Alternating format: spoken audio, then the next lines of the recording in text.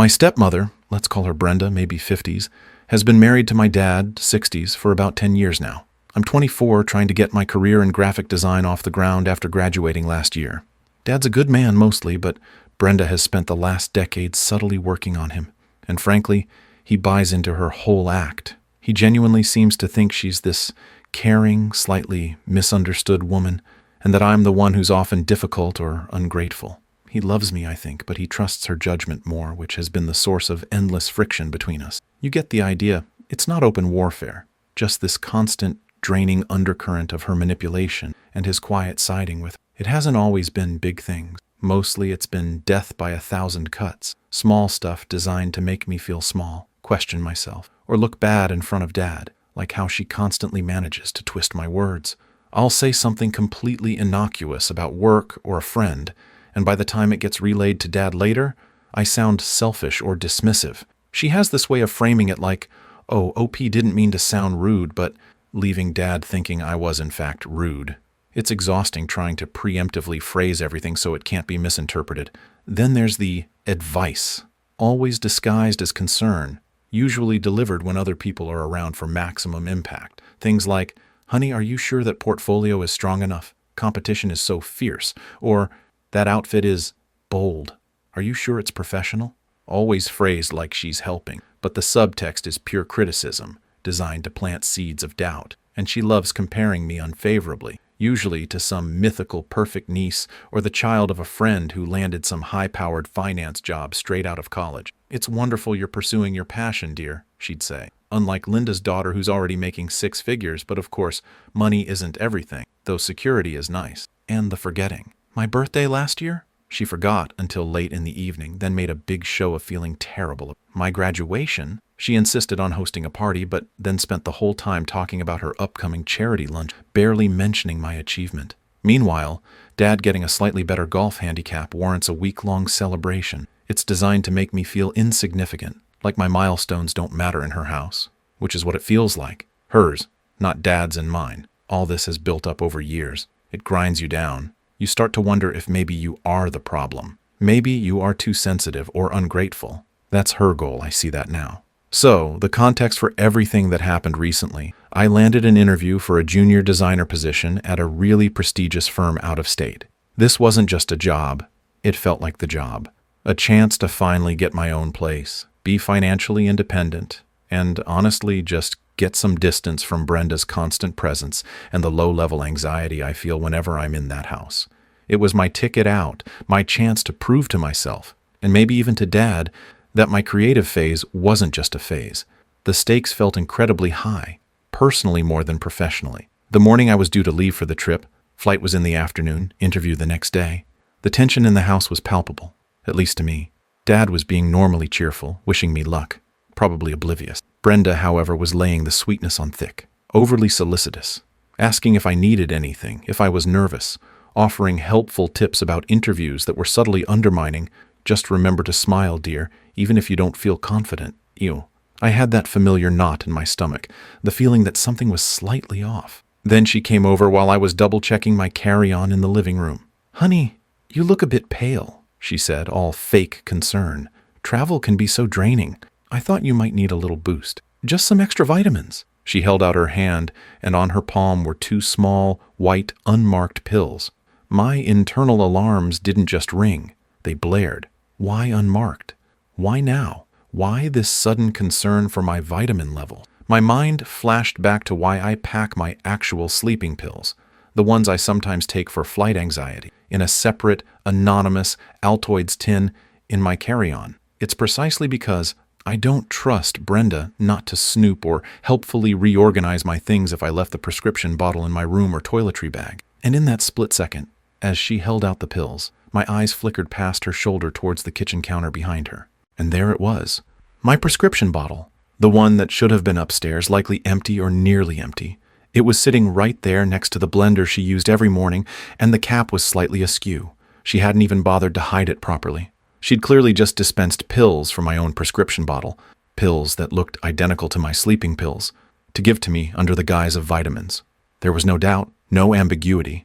She was trying to drug me with something using my own pill bottle as cover, likely swapping my actual sleeping pills out earlier or planning to use them herself. The sheer, calculated malice of it hit me like a physical blow. My first thought wasn't even anger. It was this terrifying, cold clarity. This wasn't just a microaggression or a snide comment. This was active sabotage. What was in those pills? Something to make me groggy? Sick? Ensure I missed my flight or bombed the interview? Reinforce her narrative to Dad that I was unreliable, flaky, couldn't handle pressure? The possibilities raced through my head. The potential damage was enormous. This wasn't just mean. It was potentially life-altering. And in that same cold clarity, the decision formed. Not a plan for grand revenge, not yet. Just immediate, necessary, proportional reciprocation. Survival. "Oh, thank you, Brenda," I said, forcing my voice to sound normal, even grateful. "That's so thoughtful." I took the 2 pills from her palm, careful not to let my hand shake. My heart was pounding, but my mind felt sharp, focused. Just then, she turned back towards the kitchen. "Let me just finish my morning smoothie, dear. Then I can see you off properly." Perfect. She made this vile green concoction every single morning, full of kale and chia seeds and things, and if it ever tasted slightly off, she'd always passive-aggressively blame me for using the wrong ingredient or not cleaning the blender properly the night before. It was the perfect vessel. "Actually, I think I need a glass of water to take these," I said, following her into the kitchen. As she turned towards the fridge to get her almond milk or whatever, her back was to the blender and the counter, where my pill bottle still sat accusingly. My carry-on bag was on a nearby chair.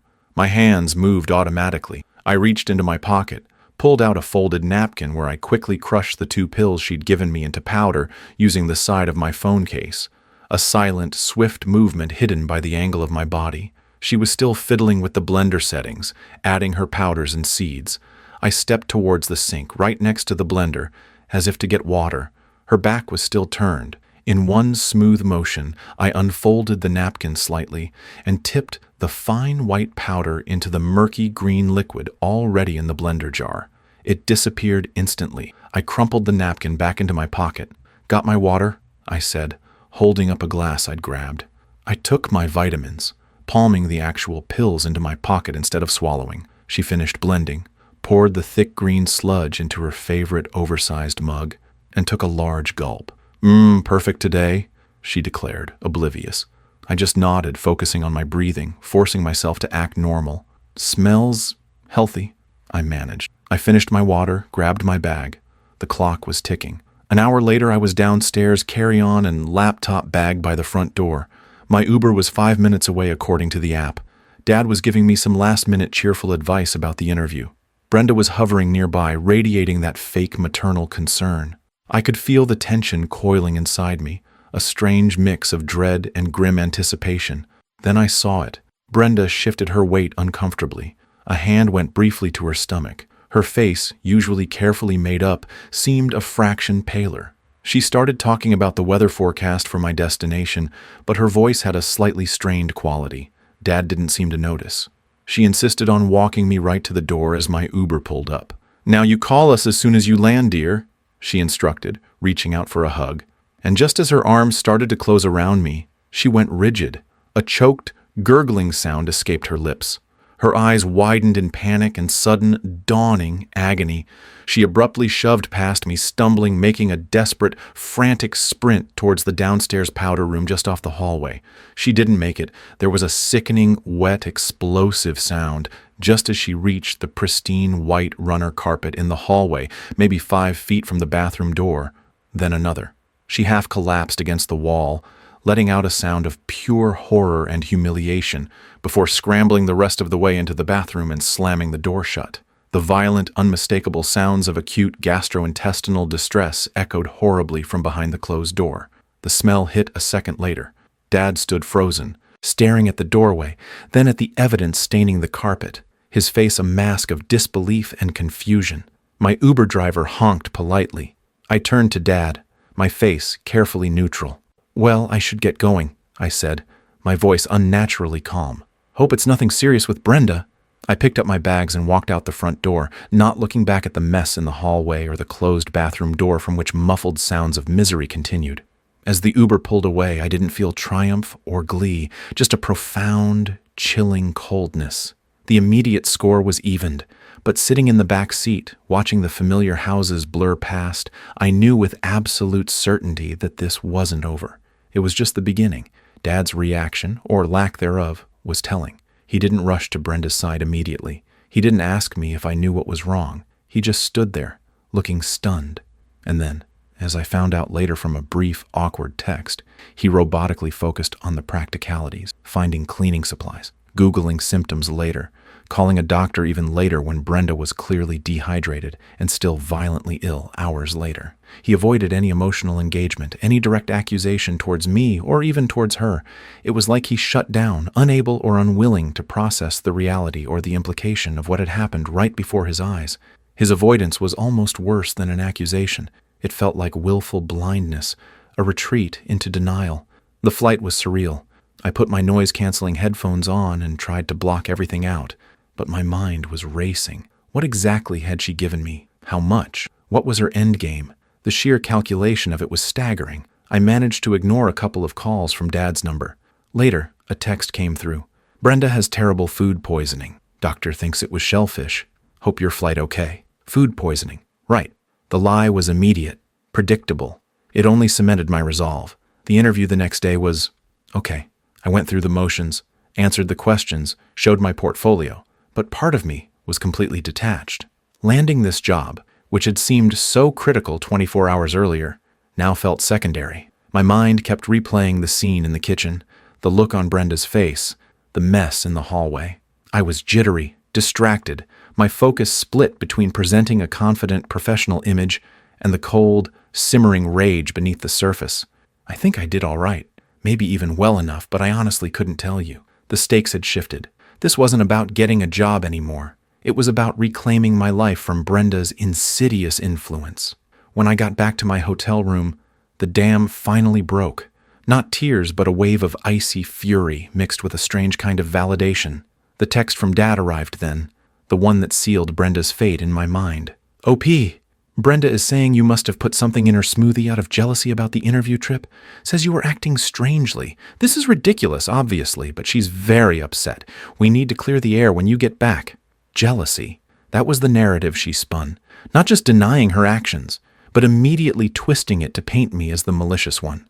The sheer, unadulterated gall of it. It wasn't just about the pills anymore. It was about the years of manipulation, the gaslighting, the constant erosion of my confidence and my relationship with my own father. And then, as I was unpacking later that evening, reaching into the bottom of my carry-on for my toiletries, my hand brushed against something small and hard hidden beneath a folded sweater. I pulled it out. It was the Altoids tin where I kept my actual sleeping pills for travel, except it wasn't my tin. It looked identical, but it felt lighter. I opened it. Empty. Then I remembered seeing my prescription bottle on the counter. She hadn't just planned to give me something. She'd planned to take my actual medication, leaving me with nothing, perhaps intending to swap them back later or dispose of them. This wasn't just sabotage. It felt deeply violating. Suddenly, a memory surfaced with chilling clarity. Years ago, maybe when I was 18 or 19, during a fight about my choice of university major, art, naturally, Brenda had said something truly venomous in a low voice, thinking Dad was out of earshot. Something about how she needed to protect Dad and the family finances from my irresponsible choices, and how much easier things would be if I were just out of the picture. At the time, I'd dismissed it as hyperbole, typical Brenda drama. Now, illuminated by the calculated malice of the pill incident, it sounded like a statement of intent. That was it. The point of no return. The laxatives were payback for the immediate threat, but Brenda wouldn't stop. She'd proven that. She would keep chipping away, keep manipulating, keep trying to isolate me and control the narrative until she got what she wanted. Me marginalized, dependent, or gone. Simple revenge wasn't enough. She needed to be neutralized. Her power, built on lies and manipulation, and Dad's willful blindness needed to be dismantled. And I realized, with a grim sort of satisfaction, that the best way to do it was to use her own tactics against her. She thrived on controlling perceptions, on making others doubt themselves. It was time she got a taste of her own medicine, metaphorically this time. The goal wasn't just to punish her, it was to architect her downfall using the very tools she wielded against me. Gaslighting reversal, psychological warfare. It was going to be intricate, long-term, and utterly devastating. She started this war. I was going to finish it. My pregnant target became Brenda herself, specifically her carefully constructed facade of control and competence. She weaponized perception, twisting reality to suit her narrative. My plan was simple: turn that weapon back on her. I would meticulously orchestrate scenarios designed to make her doubt her own memory, her sanity, and ultimately make her appear unstable and paranoid, especially in Dad's eyes. The goal wasn't just payback, it was to dismantle the very foundation of her power over him, and our lives, her credibility. If Dad couldn't trust her perception of reality, her manipulations would lose their teeth. Returning home after the interview trip was tense. Brenda acted like nothing major had happened, aside from her convenient bout of food poisoning. She was perhaps a little cooler towards me, but the sickly sweet mask was mostly back in place. Dad was awkward, avoiding deep conversation. The fabricated story about me being jealous hung unspoken in the air.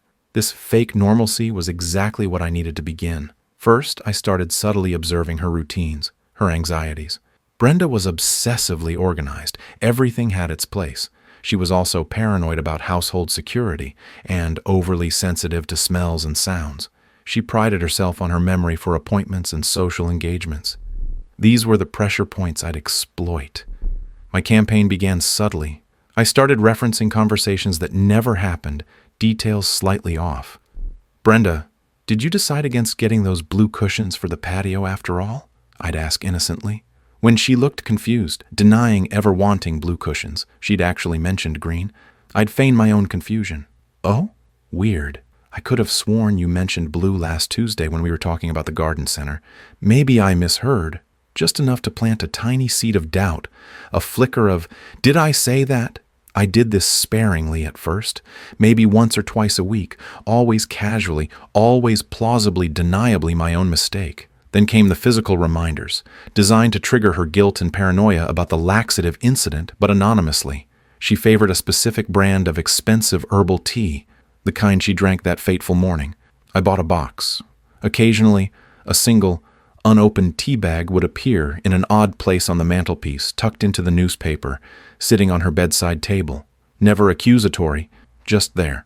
Similarly, the specific brand of heavy-duty disinfectant Dad had used to clean the hallway carpet. I bought a bottle and left it slightly out of place under the kitchen sink, visible but not obvious. Enough for her to notice, wonder, who moved that? Zrenia, and be reminded. I also started expressing concern to Dad, very carefully. "Dad, has Brenda seemed a bit stressed lately? She mentioned meeting her friend Debbie for lunch on Wednesday, but Debbie texted me yesterday asking if Brenda was okay because she missed their Tuesday lunch date." I knew Brenda's lunch was indeed on Tuesday, but I deliberately got the day wrong in my quote of Brenda. She seems a bit forgetful. Maybe the pressure of her upcoming charity thing is getting to her. Just drip-feeding the idea that Brenda was overwhelmed, her memory slipping. Brenda predictably started to show the strain. She became jumpier, more irritable. She started double-checking locks more often, complaining about faint smells no one else could detect. She occasionally misplaced her keys or her phone minor, everyday occurrences, but now amplified by the background noise of doubt I was creating.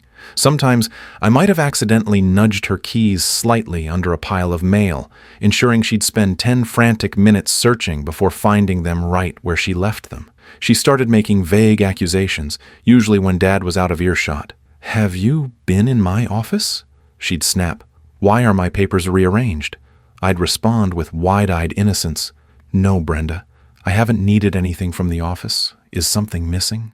My calm denial against her rising agitation only made her look more unreasonable. She couldn't prove anything, and the incidents were too small, too random to form a coherent complaint to Dad without sounding paranoid, which was exactly the point.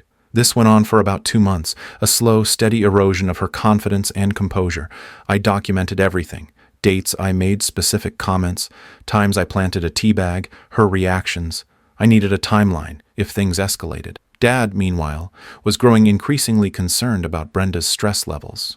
He started suggesting she take a vacation, see a doctor for her anxiety, unwittingly playing right into my hands. He saw her agitation, her forgetfulness, sometimes real, sometimes subtly encouraged by me, and attributed it to stress, validating the narrative I was carefully crafting. The endgame needed a stage. Brenda was hosting her annual pre-holiday dinner party for a small group of their closest friends, people whose opinions she valued immensely, people Dad respected. It was the perfect venue for her carefully constructed world to publicly shatter. In the week leading up to the dinner party, I subtly intensified the campaign. I misremembered more conversations. I moved small, insignificant objects slightly out of place in rooms she frequently used, a picture frame angled differently, a book swapped on a shelf. I even changed the ringer volume on her phone, subtly up and down, making her think she was imagining things. The anonymous reminders also increased. Another tea bag appeared on her car dashboard. The disinfectant bottle was left conspicuously on the kitchen counter one morning. She was visibly on edge by the day of the party. Her hands trembled slightly as she arranged flowers. She snapped at Dad over trivial details. She checked her reflection constantly. She was primed. The guests arrived, 3 other couples, all longtime friends. The initial cocktail hour was tense. Brenda was trying too hard, her smile brittle, her laughter a little too loud. I stayed mostly in the background, playing the quiet, supportive stepchild. My moment came during dinner. Conversation had turned to upcoming travel plans. One of the guests, Janet, mentioned she and her husband were planning a trip to Italy. "Oh, Italy!" I piped up brightly, looking at Brenda. "Brenda, didn't you say you were considering that Amalfi Coast tour you saw advertised, the one that left on the 15th? Did you decide against it?" Brenda froze, fork halfway to her mouth. "What? Number, I never mentioned the Amalfi Coast." "Really?" I feigned surprise, looking around the table innocently. "That's so strange. I distinctly remember you telling Dad and me about it last week, how beautiful the pictures looked, but you were worried about the cost. You were showing us the brochure online." I made sure to catch Dad's eye as I said this. "I absolutely did not," Brenda said, her voice tight. "I haven't looked at any Italy tour." Dad shifted uncomfortably. "Honey," he began gently, "I do seem to remember you mentioning something about Italy." He trailed off, unsure now because of Brenda's firm denial. "See?" I said lightly, but loud enough for everyone to hear. "Maybe I'm going crazy, but Brenda, you have seemed a bit scattered lately, like yesterday when you couldn't find your purse, and it was right there on the hall table." I had, of course, moved her purse from its usual spot in the kitchen to the hall table earlier that day. Brenda slammed her fork down.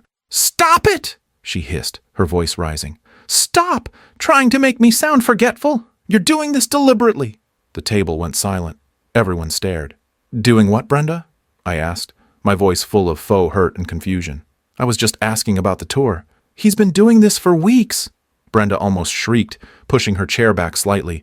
"Moving things, saying things I never said, planting things." Her eyes darted around wildly.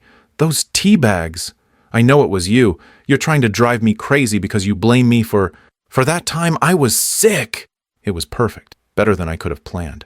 She sounded completely unhinged, referencing the laxative incident, which no one else knew about, and accusing me of planting tea bags. It was pure paranoia fuel. Dad looked horrified. "Brenda, what are you talking about? Tea bags? What illness?" Janet, the guest, reached out tentatively. "Lisa." I decided her name was Lisa now. It fit the persona. "Are you all right? You seem very upset." "Upset?" Lisa laughed, a high-pitched, jarring sound. "He put laxatives in my smoothie. That morning he left for his interview. Because he's jealous.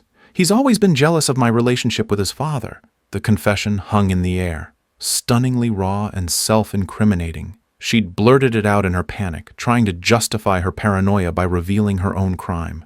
I just stared at her, my expression carefully crafted into one of shock and deep hurt. Dad stood up abruptly. "Lisa, that's enough. What is wrong with you?" "No," she screamed, turning on him now.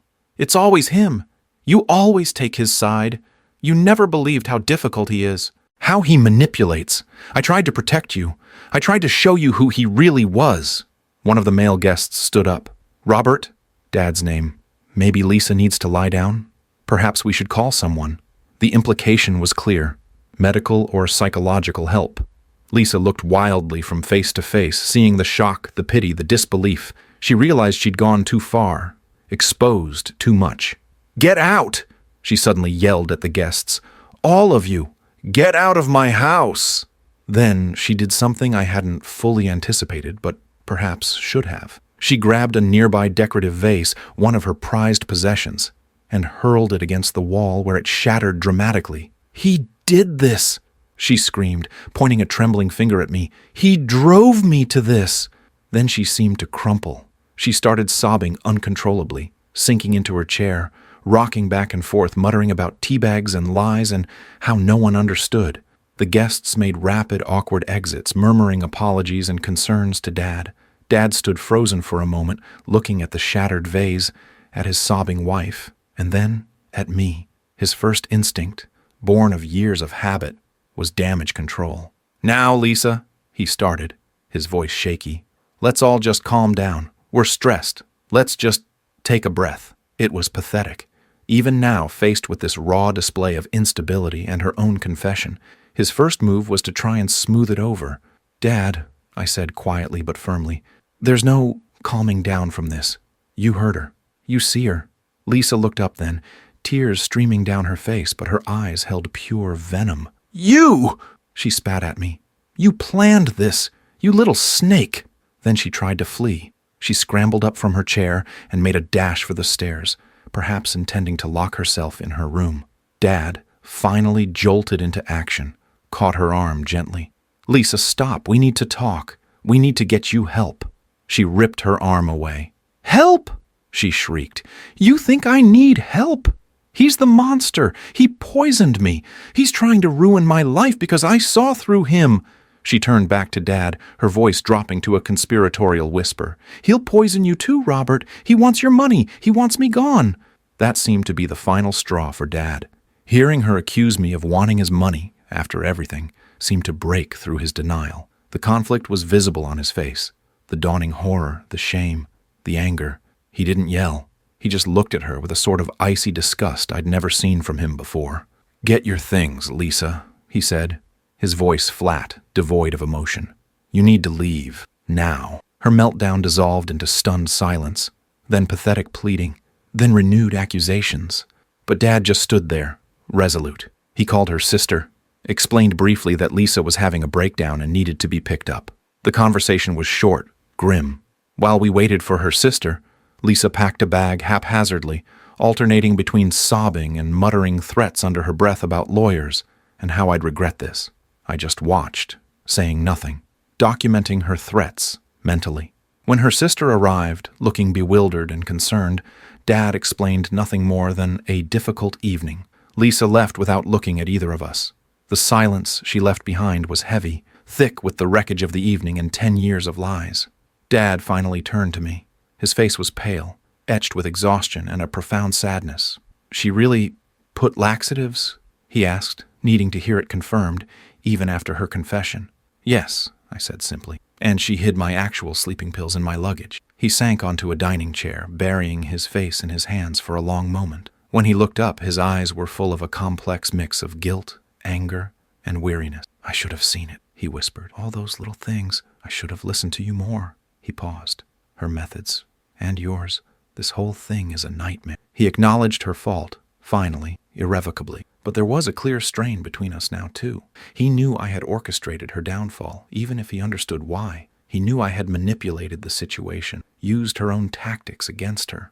While he sided with me against her, our relationship wasn't magically. It was fundamentally altered. The lies were gone, but the scars of his enablement and my calculated revenge remain. "I'll start calling lawyers tomorrow," he said finally, looking utterly drained. "This needs to end."